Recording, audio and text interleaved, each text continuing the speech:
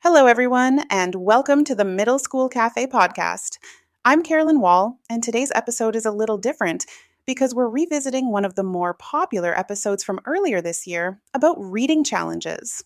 With the momentum we built in the last episode around celebrating student progress, this felt like the perfect time to bring this one back. Before we jump in, I want to say thank you. December is always full, and I really appreciate the space you've given me to take a little time away from the microphone so I can be with my family during the holiday break. If you celebrate the holidays, I hope they brought some joy and a chance to step out of the whirlwind that teaching can be. And as we head toward the new year, I'm wishing you a safe, calm, and restorative start. I know many of us use this time to reset or reflect, and whatever that looks like for you, whether that's a cup of coffee in a quiet house or catching up with friends, I hope it's exactly what you need. Today's re-release connects directly to our last episode on celebrating students' reading wins. As we move into January and students return from break, we're all thinking about how to keep that motivation, confidence, and momentum going. Reading challenges are one of the small, doable ways to support that continued growth, giving students direction and purpose as they step back into their reading lives. So, whether you're listening for the first time or revisiting this topic with fresh eyes, I hope this episode gives you a few ideas you can bring to your class as the new term gets underway. And don't worry, we'll return to our usual schedule of new episodes on the first and third Tuesdays of the month starting in January. But for now, let's revisit one of my favorite ways to keep readers engaged and growing. Welcome to the Middle School Cafe podcast, where we're serving up fresh strategies and solutions for ELA teachers just like you. Join us as we explore proven methods to bridge the achievement gap and help every student reach their full potential. Whether you're a veteran teacher or just starting out, grab a cup of coffee and a notepad and let's get started. Here's your host, Carolyn Wall. Hey there, and welcome back to the Middle School Cafe podcast. I'm Carolyn, and today we're digging into something I know many of us wrestle with: independent reading. I think it's the dream of every ELA teacher to have students who genuinely love to read. But with more and more districts adopting textbooks or basal readers as their main curriculum, that dream can start to feel out of reach. In episode 45, I talked about why independent reading still matters, even when your district uses a strict curriculum. So today, I want to pick up where I left off and focus on the how, specifically, how we can use reading challenges to keep our middle and high-level readers engaged and growing. Students need different approaches, and reading challenges are just one way to reach those who are ready for more. Reading challenges aren't meant to fix disengagement, but they can be incredibly effective for students who already like reading, or at least don't mind it, but just need some structure, direction, and variety to keep them moving forward. Let's start with what a reading challenge actually is, because this can mean different things in different classrooms. I'm not talking about a big bulletin board tracker or a school-wide contest where students race to log the most books. The focus of the challenges is never on how many books you read or how long you've read. And I'm definitely not talking about anything that requires a prize or reward system to work. A reading challenge, in this context, is a low-pressure structure that gives students some direction in their independent reading. It helps keep students who are already willing to read motivated, especially when they're also working through textbook stories or articles that may not interest them. Think of it as a set of open-ended prompts or tasks that help readers stay engaged and keep moving forward, not because they have to, but because it gives their reading purpose. You might challenge your students to read a book in a genre you usually avoid, or find a character who reminds you of someone in our class text, or choose a book by an author you've never read before. These aren't assignments. There's no worksheet attached. You can offer them as a menu, post them on the board, add them to your weekly slides, or simply introduce them during class discussion, whatever fits your style. The goal is to help students reflect, explore, and stretch a little beyond their usual patterns. For your stronger or more confident readers, that might mean nudging them out of their comfort zone, trying historical fiction for the first time, picking up a nonfiction title, or drawing connections between texts and real life. Reading challenges are also a way to prevent coasting, Strong readers often finish required texts quickly, and without something to guide their next step, they can become disengaged or simply rereading the same types of books over and over again. A well structured challenge gives them new ways to think about what they're reading, while still giving them full choice over the books themselves. In my own classroom, I create a one-pager of challenge prompts and post it on the wall near our classroom library. It's not anything fancy, just a laminated sheet with open-ended ideas. Some students checked it weekly, others used it when they needed something new to try. I remember one student who typically stuck to fantasy. She noticed a prompt that said, "Read a book where someone tells their own story," and decided to try a memoir for the first time. It didn't turn her into a nonfiction lover overnight, but it opened the door to something new.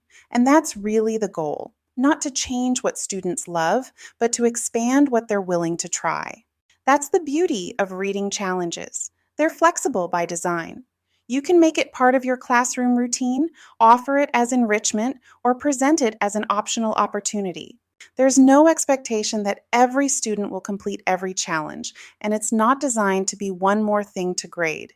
Instead, it's a quiet way to keep the reading momentum going for the students who are ready for it. Let's talk honestly for a minute about the biggest challenge all of us face: time. When you're teaching from a required curriculum, you're likely following a strict district pacing guide, prepping for common assessments, and making sure students are hitting specific targets by certain dates. So the idea of adding anything extra, even something like independent reading, can feel unrealistic. And that's fair. But what makes reading challenges different is that they aren't time consuming, they don't require grading, and they don't interfere with your required curriculum. You're not teaching new content. You're not creating extra assignments. You're simply providing a structure that lives alongside your existing curriculum. Here's how that might look in practice. Maybe your students have 10 minutes of silent reading at the start of class once or twice a week. That's a perfect space to introduce a challenge and let students reflect or track their progress. Maybe you use stations or small group work.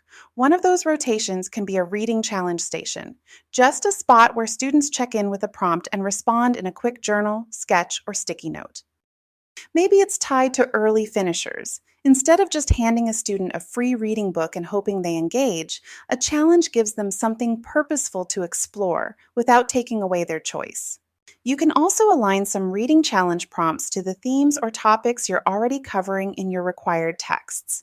This makes the challenge feel more connected to your classroom work without requiring you to create new materials or plan extra lessons. For example, if your current unit explores the ethical use of technology, you might offer a prompt like, "Choose a book where technology plays a major role in the character's life." Or maybe your required unit is centered on survival or resilience. You could offer a prompt like, "Choose a book where the main character faces a life-changing challenge." By tying the challenge to the theme, you give students a way to extend what they're already learning. They're still reading books of their choice, but they're thinking critically about how those books connect to the bigger ideas you're discussing in class. These type of prompts invite students to draw their own connections between texts without you needing to guide every comparison. It gives your stronger readers the space to explore themes at a deeper level, and often they come back with insights that enrich the whole class discussion. It also keeps independent reading from feeling completely disconnected from the rest of your curriculum. Instead of free reading that's off in its own corner, it becomes part of a broader conversation, one that values student choice and critical thinking at the same time. And the best part? You don't have to plan or assess anything extra. You're offering structure and depth, but students are doing the work of making the connection. Remember, not every student needs to participate in every challenge. These challenges are especially helpful for your stronger readers, the ones who are ready for more, but they don't need to be required across the board. That level of flexibility is what makes this doable in real classrooms, where time and support vary student to student. Reading challenges are just one part of a bigger picture. Another way to keep students engaged, especially those middle to high level readers, is by giving them leadership roles in your reading routine. Aside from student book talks, which I'm a huge proponent of, I love incorporating classroom roles that give students some leadership opportunities. These roles are small and low maintenance, but they send a powerful message.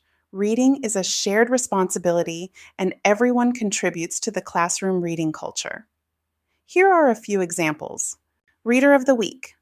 This student gets to recommend a book to the class.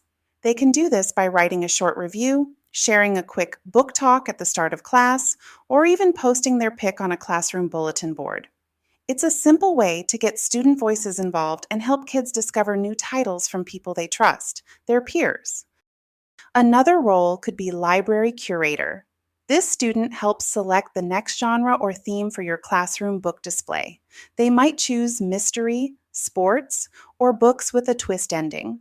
You can also invite them to write a little intro sign for the shelf or highlight a few of their favorites from that category. It gives them a stake in how the classroom library looks and feels. Plus, they're more likely to talk about books they've helped spotlight. This one is for your Type A student, someone who loves to be in charge and is organized. The Challenge Champion. This student tracks who's completed which challenges, helps introduce new prompts, and maybe even creates a challenge of their own. You can rotate this weekly or monthly. It's a great way to build student-led momentum around your reading challenge without putting it all on your shoulders. These roles don't require much prep, but they build pride, create authentic reasons for students to talk about books, and help shift the culture so reading feels like something we do together, not something that's just managed by the teacher. They give students a reason to talk about books with each other, and not just with you. It also signals to your class that reading isn't just something you care about, it's something the whole classroom values together. And speaking of value, let's talk about recognition. Because encouraging students doesn't mean we have to give out rewards. Recognition doesn't have to be tied to totals and prizes. It just needs to be visible and meaningful. Sometimes that means posting names on a challenge completed board or featuring a student's book review in your classroom library. Other times it's as simple as a verbal shout out during class, such as Jordan just finished her second challenge of the trimester. Ask her about them.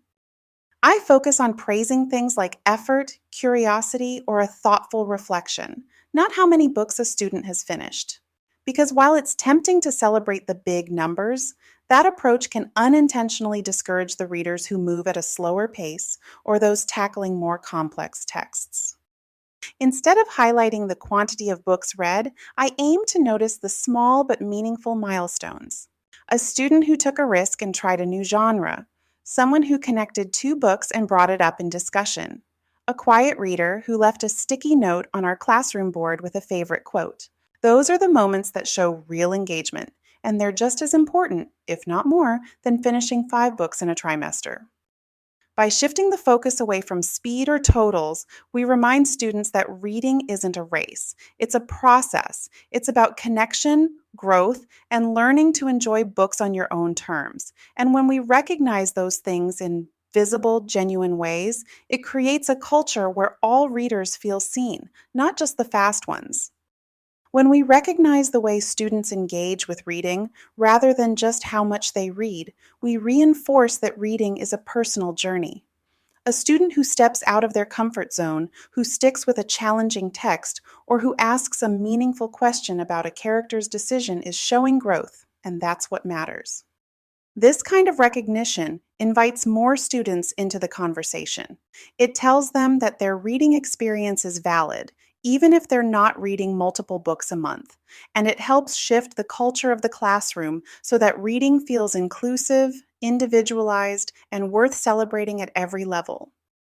And sometimes that's enough to spark interest in a student who's been hanging back. When they see their classmates being noticed, not for reading the most, but for thinking deeply or trying something new, it can make reading feel more approachable.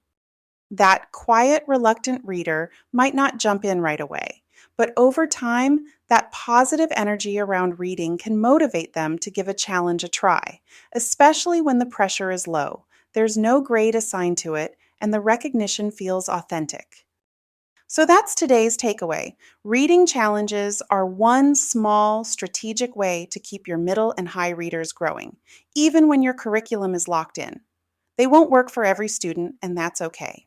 But they can be a valuable tool to help students stay connected to books they choose, and that's worth protecting. And if you want to hear more about this topic, I'll be digging into it even more during my interview session at the Middle School ELA Summit happening July 28th through August 1st. If you're listening before those dates, check the show notes to find out how you can attend for free. Well, that's it for today. I hope you are enjoying your well-deserved break full of lots of rest and relaxation. Until next time. Thanks for joining me today. As a reminder, a new episode drops every first and third Tuesday, so be sure to hit that subscribe button so you don't miss an episode. Be sure to visit middleschoolcafe.com to find links to everything mentioned in today's show. Until next time.